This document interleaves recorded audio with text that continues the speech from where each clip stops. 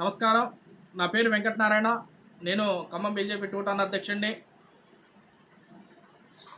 మొన్న 11వ తారీఖు రాత్రి 1 గంట నుండి 2 గంటల మధ్యలో మా మిత్రుడు కొత్త బస్టాండ్ నుండి పాత బస్టాండ్ వెళ్తుండగా మార్గం మధ్యలో డాక్టర్ బిఆర్ అంబేద్కర్ కాలేజ్ దగ్గర ముగ్గురు వ్యక్తులు అతను బండి ఆపి విచక్షణ రహితంగా కొట్టి ఆయన దగ్గర పైసలు తీసుకెళ్లారు. ఆయన ఇప్పుడు ప్రజెంట్గా హాస్పిటల్లో ఐసీయూలో ఉన్నాడు. ఇలాంటి సంఘటన చాలా బాధాకరమైన విషయం.